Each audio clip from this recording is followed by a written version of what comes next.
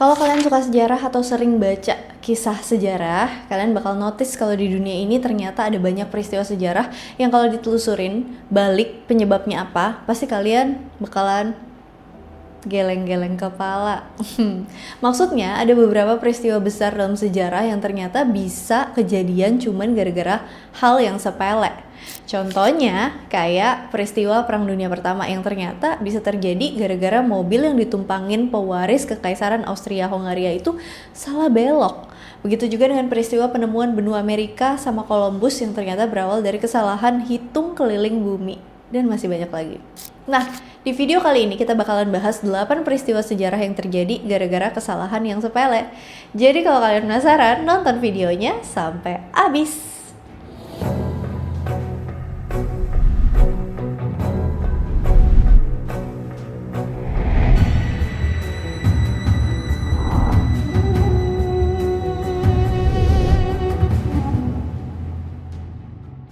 Kampanye 4 Hama Tiongkok 1958. Di tahun 1958 sampai dengan 1962, Mao Zedong yang waktu itu jadi pemimpin Republik Rakyat Tiongkok meluncurkan sebuah program yang dikenal sebagai Lompatan Jauh ke Depan atau Great Leap Forward. Program Lompatan Jauh ke Depan ini pada dasarnya adalah sebuah gerakan politik dan sosial yang tujuannya itu adalah buat merubah Tiongkok dari yang awalnya masyarakat bertani menjadi masyarakat industri. Maksudnya, Mao Zedong tuh pengen Tiongkok nggak cuma bisa sekedar bertahan hidup aja dengan memanfaatkan hasil alam, tapi dia pengen Tiongkok jadi negara industri yang bisa ngalahin negara-negara kapitalis lain di dunia. Nah, supaya program Lompatan Jauh ke Depan ini bisa berhasil, pertama-tama masyarakat Tiongkok harus ningkatin produktivitas dan hasil pertanian mereka. Dan supaya hasil pertanian ini meningkat dengan cepat, Mao Zedong luncurin sebuah kampanye yang dikenal sebagai Kampanye 4 Hama tahun 1958. Kampanye 4 Hama ini tuh isinya ajakan buat seluruh masyarakat Tiongkok buat menghabisi atau mengurangi populasi 4 hewan yang dianggap sebagai hama. Keempat hewan yang dianggap hama, tikus, lalat, nyamuk, dan burung pipit. Alasan kenapa tikus, lalat, nyamuk dianggap hama karena hewan-hewan ini dipercaya sebagai sumber dan penyebar penyakit. Sedangkan burung pipit kenapa dianggap sebagai hama? Karena hewan ini sering makan biji-bijian yang dipercaya sebagai penyebab hasil pertanian jadi menurun. Nah, pemerintah Tiongkok ngajak masyarakat buat ngambil bagian dari kampanye ini. Waktu itu, pemerintah tuh nyebarin propaganda tentang bahayanya keempat hewan ini bagi masyarakat Tiongkok dan juga ngasih hadiah buat siapa aja yang berhasil membunuh hama paling banyak. Hewan-hewan kayak tikus, lalat, nyamuk dimusnahin dengan cara dipasangin jebakan. Udah gitu sarangnya juga dihancurin, disemprot juga pakai cairan anti serangga dan lain-lain. Terus kalau burung pipit dimusnahin dengan cara masyarakat tuh bikin suara-suara keras kayak mukul-mukul wajan, drum, panci selama berjam-jam. Nah, suara-suara keras ini bakalan bikin burung pipit nggak betah dan terbang terus-terusan sampai akhirnya mereka karena kelelahan. Selain itu, sarang-sarang burung pipit itu juga pada dihancurin, telurnya diambil, anak-anaknya dimusnahin. Pokoknya semua hal yang berhubungan sama burung pipit dimusnahin. Singkat cerita, kampanye pemusnahan 4 hewan hama ini berhasil.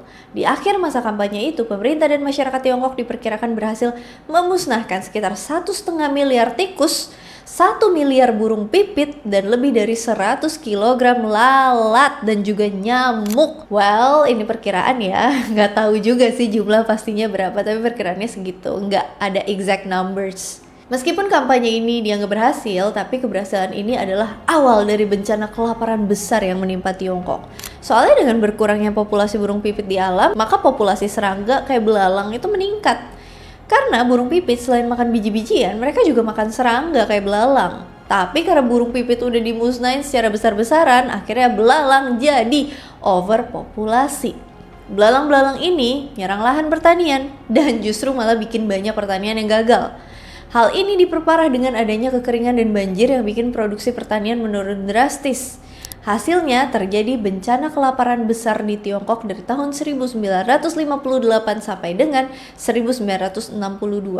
Diperkirakan ada sekitar 15-36 juta warga Tiongkok yang meninggal gara-gara bencana kelaparan ini. Setelah pemerintah Tiongkok sadar kalau musnahin burung pipit adalah sebuah kesalahan besar, akhirnya mereka ngeluarin burung pipit dari daftar 4 hama yang kudu dibasmi. Posisi burung pipit kemudian diganti sama hewan kutu busuk. Tapi tetap aja bencana kelaparan ya udah terlanjur terjadi. Menghina diplomat Genghis Khan. Sebagian besar dari kalian yang nonton video ini pasti udah tahu lah ya siapa itu Genghis Khan atau Temujin. Dia nih pendiri sekaligus pemimpin kekaisaran Mongol yang dulunya wilayah kekuasaannya itu membentang dari Tiongkok sampai ke Eropa Timur.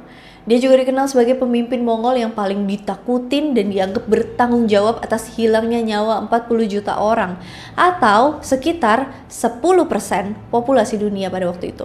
Ada cerita menarik waktu masa-masa awal kekaisaran Mongol ini berdiri ini. Jadi setelah Genghis Khan mempersatukan suku-suku Mongol dan mendirikan kekaisaran Mongol di tahun 1206, hal pertama yang Genghis Khan pengen lakuin adalah memperluas wilayah kekaisaran Mongol dan mengontrol jalur sutra. Buat mencapai tujuannya itu, Genghis Khan cuma punya 2 cara.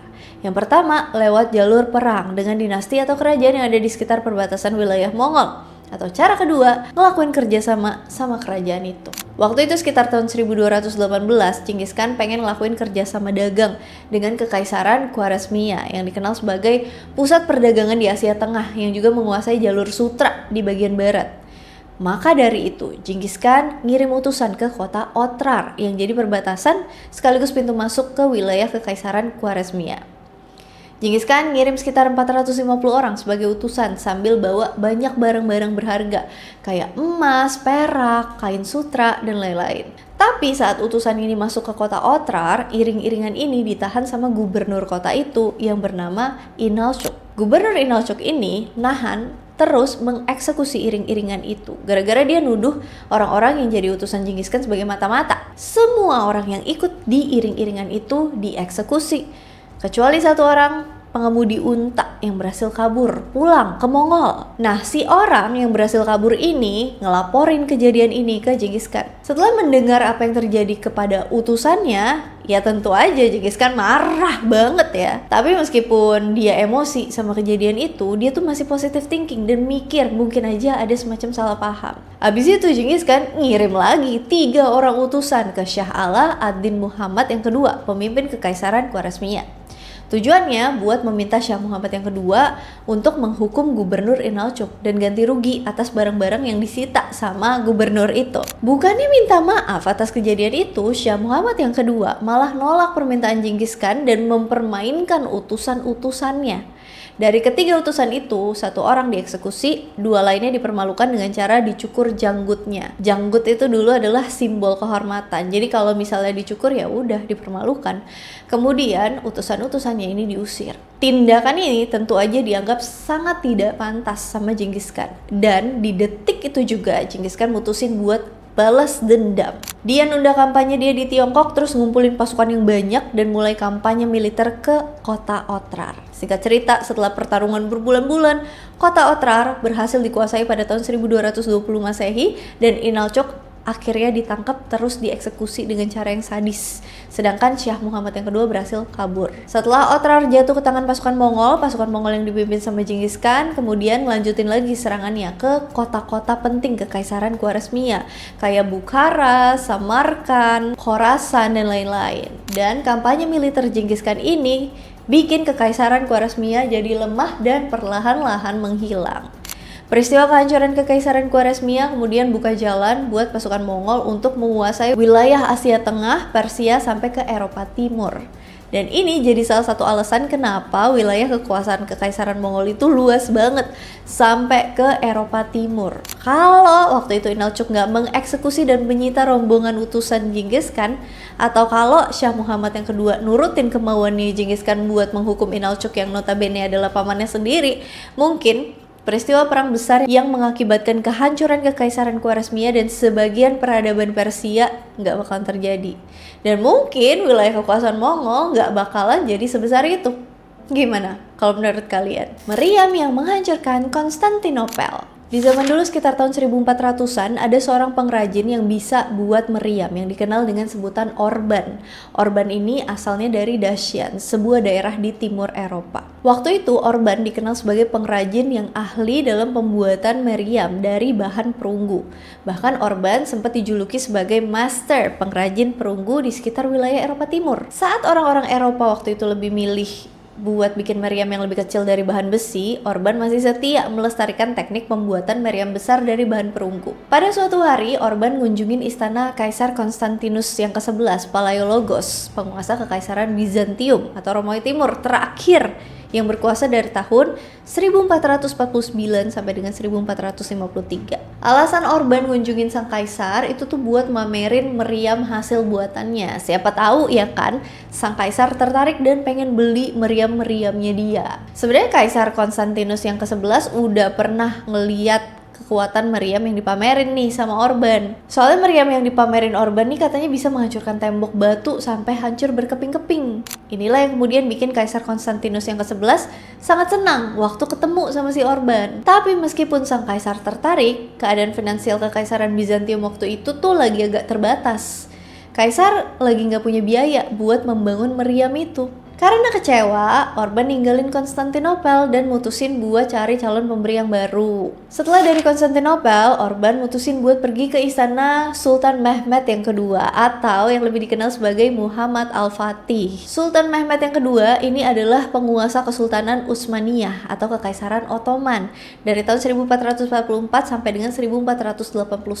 Sebelum Orban datang nemuin Sultan, sebenarnya waktu itu Sultan Mehmed yang kedua tuh lagi mikirin rencana gimana caranya buat naklukin Konstantinopel. Penaklukan Konstantinopel ini sangat penting untuk sang sultan karena selain dari sisi agama, posisi Konstantinopel waktu itu tuh sangat penting bagi keberlangsungan Kesultanan Utsmaniyah. Buat naklukin Konstantinopel tentu aja nggak mudah ya, soalnya kota ini dikelilingin sama benteng yang sangat-sangat kuat dan nggak bisa ditembus selama ribuan tahun. Di tengah-tengah persiapan penaklukan Konstantinopel ini, Orban dateng nawarin keahliannya buat bikin meriam ke sang sultan tahun 1452. Sultan Mehmed yang kedua tentu aja seneng sama penawaran itu dan setuju nih buat membiayai pembangunan meriam itu. Meriam buatan Orban dikenal dengan sebutan meriam basilika alias meriam sultan yang panjangnya itu 8 meter dan beratnya 16 ton. Pembangunan meriam ini memakan waktu selama 3 bulan yang dipakai waktu pasukan Ottoman nyerang Konstantinopel akhirnya tahun 1453. Singkat cerita, meriam buatan Orban berhasil menembus dinding Theodosian yang udah dipakai sebagai dinding pertahanan Konstantinopel selama ribuan tahun dan jadi salah satu kunci kemenangan pasukan Utsmaniyah dalam penaklukan Konstantinopel. Dengan jatuhnya Konstantinopel dan tewasnya sang kaisar, maka berakhirlah pula Kekaisaran Romawi Timur yang udah berkuasa selama ratusan tahun. Kira-kira kalau waktu itu Kaisar Konstantinus yang ke-11 bela-belain bikin meriam buatan Orban meskipun dananya terbatas, apakah Konstantinopel masih tetap bisa ditembus? Coba deh tulis pendapat kalian di bawah. Kesalahan hitungan Christopher Columbus. Mungkin kalian udah sering dengar kalau benua Amerika tuh ditemuin secara nggak sengaja sama Christopher Columbus. Sebenarnya Christopher Columbus sendiri nggak cocok kalau disebut sebagai penemu benua Amerika. Soalnya sebelum itu Amerika udah ada penduduk asli yang mendiami wilayah itu. Terus orang-orang Eropa kayak bangsa Viking juga udah lebih dulu sampai ke benua Amerika, bahkan jauh sebelum Columbus lahir. Tapi Christopher Columbus inilah yang mempopulerkan keberadaan benua Amerika ke orang-orang Eropa. Sehingga orang-orang Eropa tahu nih kalau sebenarnya ada benua baru yang belum pernah mereka jelajahi sebelumnya. Christopher Columbus sendiri adalah seorang penjelajah asal Italia yang dulu sempat kerja untuk Raja Ferdinand yang kedua dan Ratu Isabella asal Spanyol buat nyari jalan baru atau rute baru dari Eropa ke Asia. Waktu itu orang-orang Eropa kalau pengen ke Asia biasanya lewat darat, melintasi jalur sutra, atau lewat laut, ngelilingin benua Afrika. Nah, Christopher Columbus punya ide lain nih buat menuju Asia. Menurut dia, orang Eropa bisa pergi ke Asia dengan berlayar ke arah barat, melintasi Samudra Atlantik. Ide ini bisa muncul gara-gara Columbus salah perhitungan dalam menentukan keliling bumi. Ilmuwan Yunani kuno yang bernama Eratosthenes memperkirakan bahwa keliling bumi itu sekitar 40.000 km, dan pendapat inilah yang dipercaya sama orang Eropa pada saat itu. Tapi Columbus nggak setuju sama pendapat ini karena dia percaya kalau ukuran bumi nggak mungkin sebesar itu. Columbus berpendapat kalau keliling bumi mungkin cuma sekitar 30.000 km aja. Karena ukurannya lebih kecil, maka jarak antara Eropa dan Asia menurut dia tuh lebih dekat lewat jalur barat daripada perkiraan orang Eropa pada umumnya. Oh, dia kayak anti mainstream gitu ya. Ide ini kemudian Columbus sampein ke raja-raja di Eropa. Waktu itu Columbus sempat ketemu sama Raja John yang kedua dari Portugal, tapi idenya ditolak. Terus dia katanya nawarin juga idenya ke kerajaan Inggris dan Prancis, tapi ditolak juga. Alasan penolakan ini tentu aja karena ahli maritim di masing-masing kerajaan udah tahu kalau perhitungan Columbus tentang jarak ke Asia itu salah, dan mereka gak mau ngambil resiko membiayai perjalanan itu. Tapi meskipun ditolak berkali-kali, Columbus gak langsung nyerah. Dia pergi ke Spanyol dan nemuin Raja Ferdinand II. Awalnya Raja Ferdinand yang kedua juga nolak ide itu, tapi setelah kerajaan Spanyol berhasil ngambil alih kerajaan Moorish di Granada tahun 1492, akhirnya Raja Ferdinand nih mikir kalau ya nggak ada salahnya lah nyoba idenya si Columbus. Soalnya waktu itu kerajaan Spanyol lagi pengen memperbesar pengaruh mereka dalam persaingan perdagangan rempah-rempah di Eropa. Dan supaya ini bisa berhasil, mereka tuh harus punya akses menuju Asia. Masalahnya kalau mereka lewat jalur laut yang biasa, mereka harus berhadapan sama angkatan laut Portugis yang menguasai jalur pelayaran di sekitar Afrika. Sedangkan kalau lewat jalur darat, mereka harus berhadapan dengan Kekaisaran Ottoman yang menguasai pintu masuk ke jalur sutra di bagian timur Eropa. Jadi Spanyol waktu itu tuh kayak nggak punya pilihan lain selain nekat nyoba idenya Columbus. Singkat cerita, Raja Ferdinand akhirnya setuju dan membiayai perjalanan Columbus buat nyari jalur lain dengan cara berlayar ke arah barat. Christopher Columbus memulai pelayarannya tanggal 3 Agustus 1492 dan berangkat pakai 3 kapal. Dia melintasi wilayah Samudra Atlantik. Dan setelah hampir 2 bulan berlayar, Columbus berhasil nemuin sebuah daratan di bulan Oktober tahun 1492. Daratan yang pertama kali dilihat dan disinggahi Columbus adalah sebuah pulau di Kepulauan Bahama di Karibia, yang kemudian dia namakan sebagai San Salvador. Waktu itu Columbus ngira kalau dia akhirnya berhasil sampai ke Asia, dan San Salvador ini adalah salah satu kepulauan di Asia Timur. Tapi yang sebenarnya terjadi adalah Columbus nyampe ke sebuah benua baru yang belum pernah didatengin atau jarang didatengin sama orang-orang Eropa kebanyakan. Bahkan sampai Columbus meninggal, dia tuh tetap yakin kalau daratan yang dia temuin itu daratannya Asia. Padahal dia udah bolak-balik ke sana 4 kali. Orang-orang Eropa baru ngeh kalau mereka nemuin benua baru setelah seorang penjelajah bernama Amerigo Vespucci sadar kalau daratan yang ditemuin Columbus itu sebuah benua baru. Dan buat menghargai ketelitiannya, akhirnya benua baru itu dinamakan sesuai namanya, Amerigo. Lama-lama berubah jadi Amerika. Jadi gara-gara salah perhitungan inilah yang kemudian membawa Columbus ke benua Amerika. Perang Diadochoi. Di channel ini tuh kita udah pernah bahas soal Alexander Agung. Dia seorang penakluk hebat dari Makedonia yang waktu umurnya 20 tahun aja dia udah jadi pemimpin Makedonia dan mulai menaklukkan banyak wilayah. Waktu itu Alexander berhasil naklukin berbagai wilayah mulai dari Mesir sampai ke India atau lembah Indus ya pada saat itu. Dan semua daerah itu dia taklukin cuman dalam kurun waktu kurang dari 11 tahun aja. Hebat kan? Dia juga berhasil ngalahin Kekaisaran Persia yang saat itu dikenal sebagai kekaisaran yang kuat dan udah cukup berkuasa udah lama gitu ya di Timur Tengah. Dan konon selama dia perang, Alexander nggak pernah sekalipun kalah di medan perang. Makanya orang-orang menjuluki dia sebagai Alexander Agung, Alexander the Great. Nah, tahun 323 sebelum Masehi, Alexander Agung meninggal dunia secara tiba-tiba waktu dia lagi berada di Babilonia atau sekarangnya Irak. Dia meninggal dunia setelah mengadakan pesta bersama pasukannya. Sampai sekarang kita masih nggak tahu pasti sih apa penyebab kematiannya. Ada yang bilang dia kena malaria, diracun, infeksi bakteri, meningitis. Pokoknya ada banyak banget teori kenapa Alexander bisa meninggal. Peristiwa meninggalnya Alexander Agung bikin orang-orang bingung soal siapakah yang cocok buat gantiin posisinya sebagai pemimpin. Soalnya di detik-detik terakhir sebelum Alexander meninggal, dia tuh nggak ngasih info yang jelas soal siapa yang bakal jadi penerusnya. Menurut beberapa sumber, di detik-detik akhir sebelum Alexander meninggal, dia sempat ditemenin sama beberapa jenderal dan sahabatnya. Dan saat para jenderal nanya ke Alexander soal siapa yang bakalan cocok jadi penggantinya, Alexander cuma bilang dalam bahasa Yunani kuno, kepada yang terkuat. Karena Alexander nggak nyebut sebuah nama, akhirnya para jenderal-jenderal ini saling berebut kekuasaan dan memicu perang Diadochoi. Dalam bahasa Yunani kuno, Diadochoi itu artinya para penerus. Jadi perang ini adalah perang yang terjadi antara jenderal-jenderal Alexander Agung yang pengen berkuasa setelah dia meninggal. Sebenarnya secara peraturan kerajaan, Alexander Agung nih punya dua pewaris yang sah. Yang pertama adalah saudara tirinya yang bernama Arideus. Dan yang kedua adalah Alexander yang keempat, yang adalah anak kandung Alexander Agung dari istrinya yang bernama Roxana.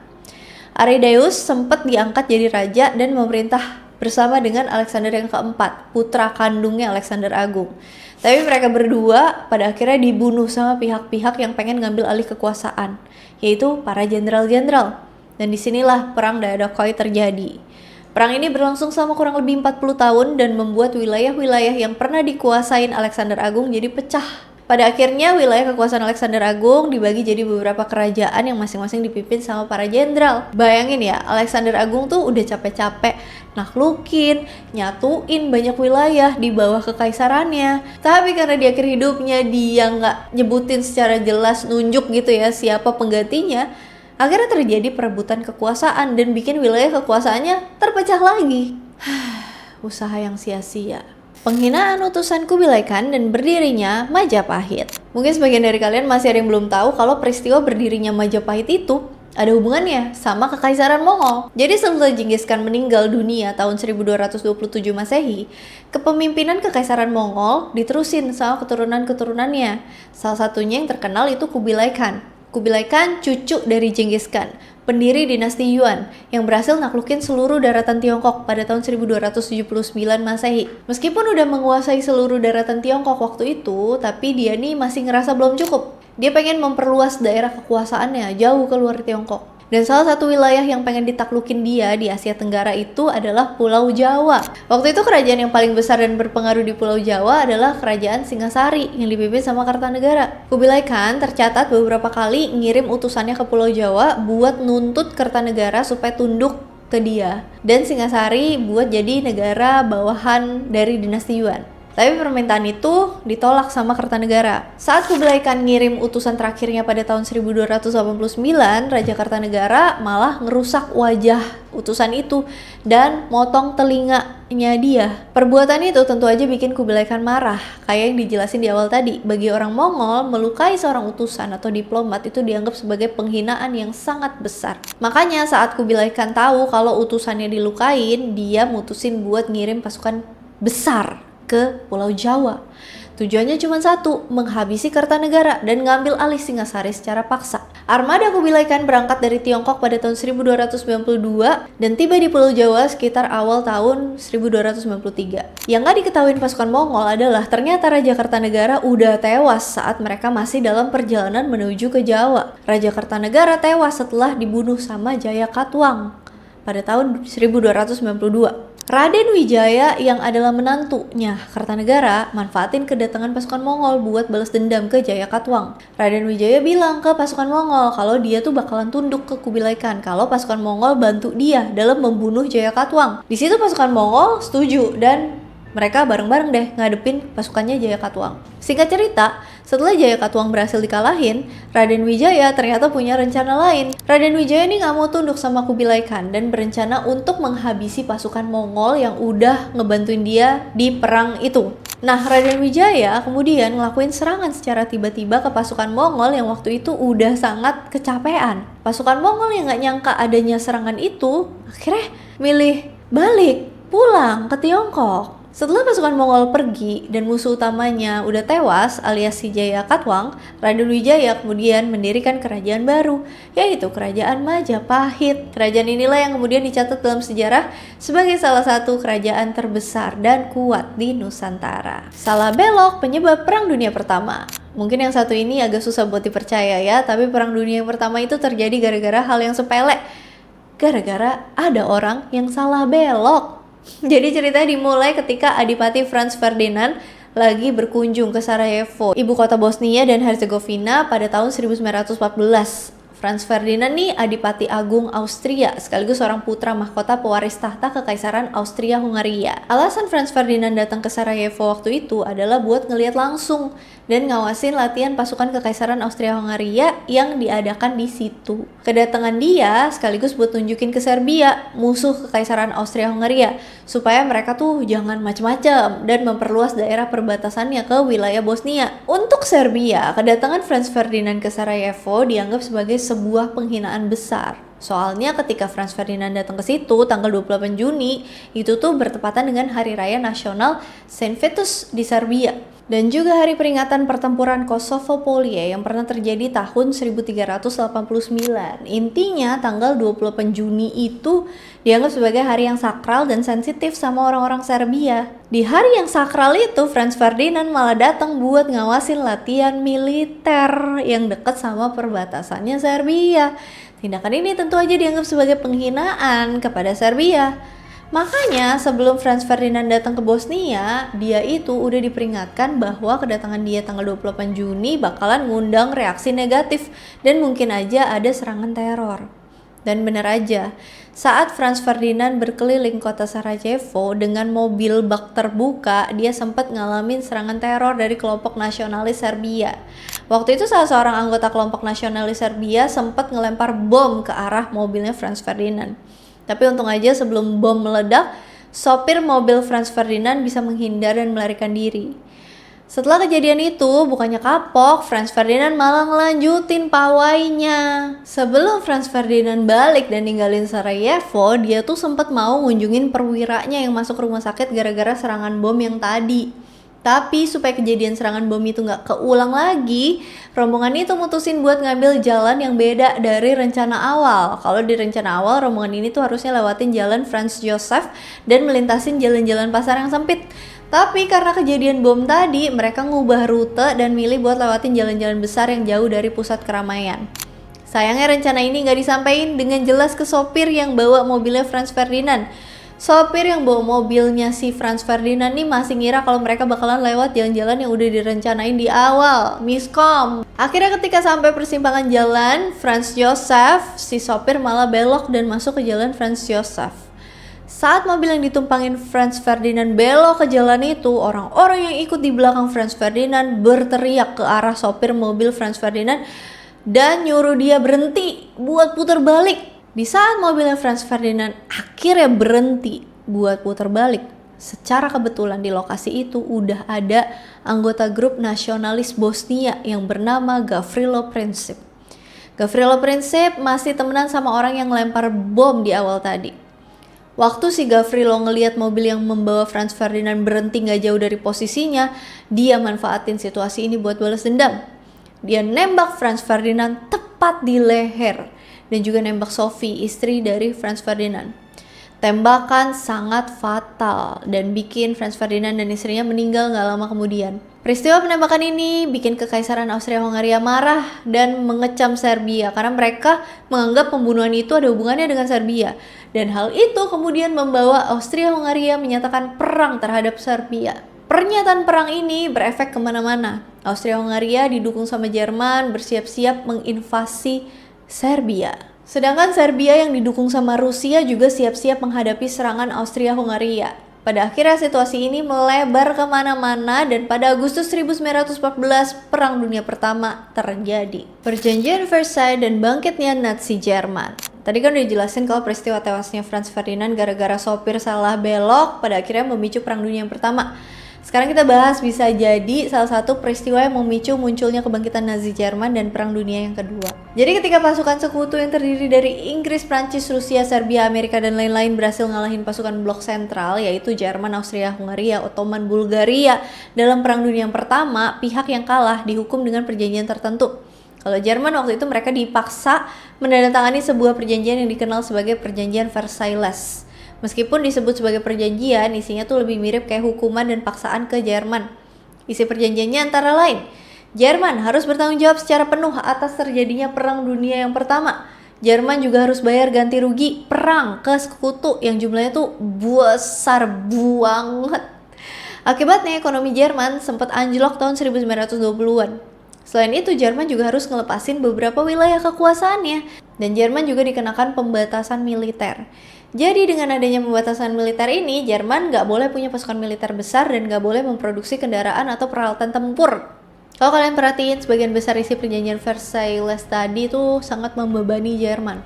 Masyarakat Jerman ngerasa kalau perjanjian ini sangat tidak adil dan dianggap sebagai penghinaan terhadap bangsa mereka.